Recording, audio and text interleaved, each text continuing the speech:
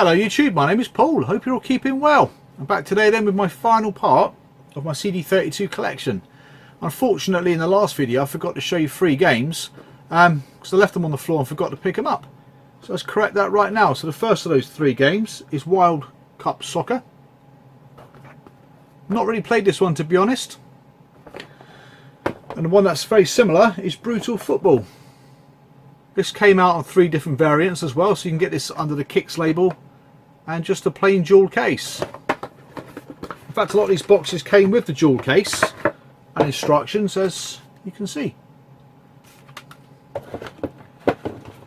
Right, and finally, of the 3 games I didn't show you last time, was Frontier Elite 2. This game weighs a flipping ton. I had this back in the day on my Amiga 1200, and I had it on my accelerated 1200, so the game was very good. Obviously a bit slower on a stock processor, but still a very good game nonetheless. So yeah, I've got a few more games to show you then. A lot of these are really difficult to get. Some have taken me years to find, to be honest, so I can't wait to show them to you. The first of those is a game called, sort this out in a minute, Sabre Team. So Sabre Team got released in the UK in just a jewel case, but in Europe it got a big box release. So in the box, the only difference mainly apart from the box is the fact you got a European manual, obviously with the different languages in it. Quite a difficult game to get hold of. Comes up maybe once every 6 months. These box protectors are flipping awesome as well. Sorry about all the glare, but I picked these up and they're really good. So that's the first one. Next up is a game I played quite recently actually. I've never played it before, so I put it on. It's got a bit of full frontal action going on, and that's Strip Pot. I was quite surprised. I was quite surprised how far it went, to be honest. Very difficult game to get. I often see the CD, the loose CD, more frequently than I do the boxed game. This one I picked up from a collector who was selling on a few years ago. So I can't keep my eyes off the box. But he was selling it, I think, about 50-60 quid. It's not in the best of conditions, and the CD's pretty scratched. So I am looking for a replacement CD. One of the common themes about these games, most of them are crap. They really are rubbish. Right, next up is, again, a difficult game to get, not overly rare, and comes up kind of, again, once every 6 months if you're lucky. And that's Clockwiser. I recently replaced this one because my box was absolutely annihilated. But this can fetch anything between 100 and 200 pounds. I've played it. It's a bit of a puzzler. I've not played it for long, to be honest. I remember it being reviewed in the One magazine back in the day, but I never, not really my cup of tea, to be honest. One of the more decent games out of this lot, again, similar sort of price range and quite difficult to get, is Base Jumpers. This one's more fun, a bit more unique. I think you've got to climb your way up towers, but I can't remember too well, so I've not played it for a very long time. Got this one as part of a bundle, so this one didn't really cost me anything, to be honest. Next up is a game I was quite lucky to get hold of, actually. I got this from Germany for about 60 quid. And that's Darkseed, and it's still sealed. Apparently this was only given away, not given away, but you can only order it through for a magazine or something, or for a competition. I don't know the full story of it, but it was quite difficult to get it in its big box form. But you couldn't just go in the shop and buy it, apparently. So again, I got it for about 60 quid, but it can fetch up to £300 nowadays. This is quite an expensive game. Next up is a very difficult title to get hold of again. I've seen this game come up with just the floppy disks, and apparently back in the day you could order the CD. And this is compatible not just on the CD32, but I think you need all the equipment like a keyboard and mouse. But you can play it on the Amiga CD anyway. And that's Sixth Sense Investigations. This comes complete with the disc, because if you look at the back, I'm not sure if you can see it, it's just tick floppy. So I think the person who owned this actually applied for the disc, or ordered the disc, sorry, and got it and put it to the box. So very fragile box. The sleeve is like not that much flipping thicker than paper, really. It's actually very thin. If you're not careful, it will tear. So you've yet to find a decent box protector for that. Right, next up then is Street Fighter 2 Turbo. Now apparently on the CD32 there was a Street Fighter 2 New Challengers or something or another. I don't know what the difference is. It did definitely come out on the Amiga on a floppy disk, but it didn't come out on the CD32. This one fetched me about it cost me about 90 quid when I bought it, about 2 or 3 years ago. Slightly different compared to the floppy disk variant, because the floppy disk variant had quite a small manual, almost an ideal manual to fit into a dual case, whereas this one came with a humongous manual, so it didn't make any sense really. But yeah, again, it comes up maybe every 6 months if you're lucky, and can go for a fair whack these days, about 200 quid I think. Next one. Recently got hold of this as a replacement for the one I got. Just swapped the CD out because my CD was pretty scratched. And that's Soccer Superstars. It's very difficult to find this game as well. I think I've only ever seen one come up for auction, ever. And that was recently. In fact, it's the one I bought to replace my disc for this one. I've seen it as a buy it now about 3 times. But that's it. It's bloody hard to get.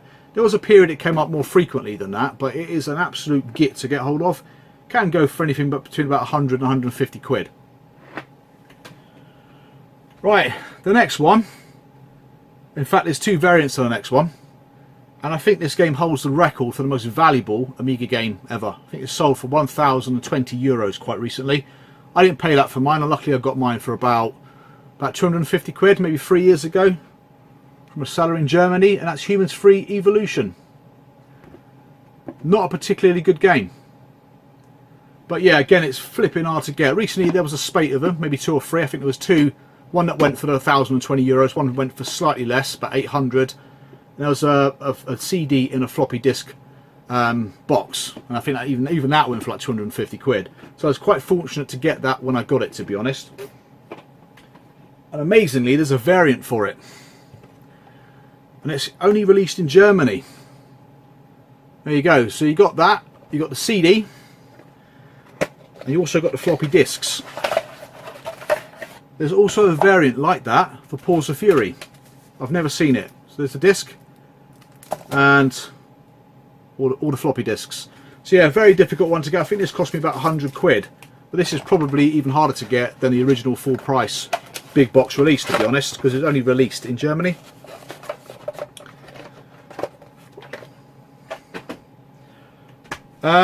Well, before I show you the next lot, I'll show you these 2 dual case games I got.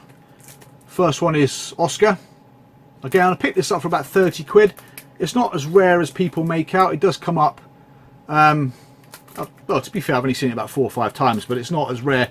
Some people have said this like never ever came up, but it's not that difficult to get. Cost me about 30 odd pounds maybe. Again, I picked this up about 3 or 4 years ago. Only come out in North America, i.e. Canada.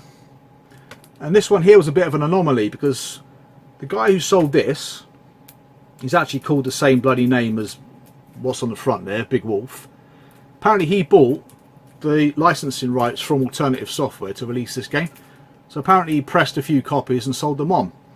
How true that is, I don't know, but the game wasn't commercially released in the shops. And that's The Final Gate, which is one of the only few FMV titles on the CD32. Not sure if that's his actual mug or not, I don't know. But a very, very difficult game to get. And in fact, he's not pressing anymore, as far as I know, because the last one he listed was about a year ago. It went for about 100 odd pounds, but on his listing he did say he's not doing any more. So how true that is, I ain't got a flipping clue. Right, next up, these next 4 are absolute bastards to find. This one I picked up about 3 years ago. That's Thomas the Tank Engine Pinball. I've only ever seen this one and the one that went recently at auction. That's it. I've seen one loose disc before, but not box. So again, what's that, 2 in the last 3 years? So very difficult to get. Not a bad pinball game. It's not crap by no means, but it's certainly not worth the amount of money this game fetches. Right, the next one, again, I've only recently got this one off the back of another one, because I bought the last game I'm going to show you I bought. Cost me a flipping fortune. And as soon as it arrived, this next one came up. And both of those games I'd hunted down for ages and never ever seen them before. Now, since that, I've seen a single box come up without the game, and I've seen 2 come up. The one I bought from retrogames.co.uk, and I keep plugging them, but I've got nothing to do with them, but he must have got hold of an entire collection and had a load of games for sale. So this set me back about 300 quid. and that's Paws of Fury. So again, only got released in Germany, by all accounts. The disc actually says Brutal Paws of Fury, but as far as I know, if you do collect video games, you'll know that in Germany it wasn't called Brutal Paws of Fury, it was just called Paws of Fury. Again, I bought the replacement box to replace the box I had, which wasn't that great, and ended up with a box that's in really good nick. But I've only ever seen it in that shop that I got it from, on eBay once as an auction. I've seen someone else sell it as a buy it now for like 40 quid, which I couldn't flipping believe my eyes. But I didn't see the CD, so I'm not sure if he got a Paws of Fury floppy disk box and manipulated it to look like a CD32 box. I don't know. But again, a flipping hard to get game. Right, next one is a recent addition. Cost me a fair whack as well, and that's Wiz. Again, a game very rarely comes up at auction. It's probably the more decent game actually out of the last four I'm going to show you. I recently bought a floppy disk version of this game to replace the sleeve, because my sleeve was sun faded. And obviously on the back of the box there it says CD32, and the sleeve's exactly the same on the floppy as it is on the CD32. Again, I saw this game originally when a collector listed it on eBay. I think he was trying to get a valuation. I think it went for about £200, but obviously he wasn't intending to sell it. Then I saw it come up in Germany as part of a bundle, so I emailed the guy, would you ship it to the UK? He said no. Fair enough. Then I saw it in the sold listings section, and it was sold for £100. I only fucking went ballistic. I thought, what the hell? So I emailed the guy, so you sure you want to sell it for 100 quid? But he's an honourable man, and he let it go for £100. And then I saw it. No, did I not see it? I saw it come up as, yeah, an auction. This is the one I got. So I've only seen it about 4 times, but it's not as uncommon as the last one I'm going to show you, which I've only ever seen the once, and it's the one I've got. Right, so without further ado, it's probably the rarest game I got in my collection, even rarer than Lakers versus Celtics by a country mile, and that's International Open Golf. Now I saw this come up. The guy listed it. I think he listed it as an auction. It went for about, well, went up to about 34 quid. Then he took it off. And as you can imagine, every man and his dog contacted this bloke and said, actually, can you take an offer of X, Y, and Z? And he's probably like, oh, hang on a minute, this game's got to be worth something. So he looked online, looked for a copy of this game, which obviously he couldn't find because it's the only box copy I've ever seen. And he relisted it for like €1,000, and that's the one. So sometimes with these games, you got to pay the price. It's fucking a lot of money to spend on a golf game. Don't get me wrong. It's the only copy I've ever seen of this game anywhere. I've seen some CDs sell. I've seen one sell on retrogames.co.uk. Again, sold for 50 quid. I've seen another one go on auction on eBay. I think it was a buy it now. But that's it. Only CDs. So the game does exist. I mean, if you look at, because obviously you're going to question its authenticity, but it looks pretty authentic to me. Like I said, the guy didn't know what he had, to be honest. But yeah, so that's it. I mean, there are games I haven't got in the collection. So games like War Construction Set, which only got a release in New Zealand as far as I know. There's a game called, if I can think about what it is, Wheelbridge Initiation Junior, which was again only released in France.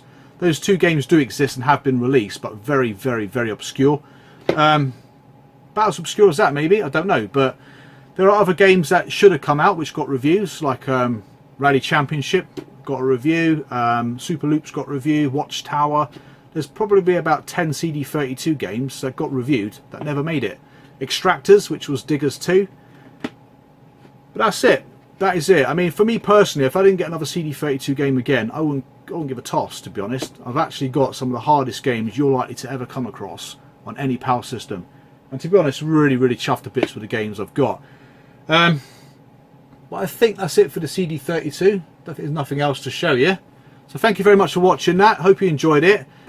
And take care of yourselves, and I'll see you again real soon. Bye for now.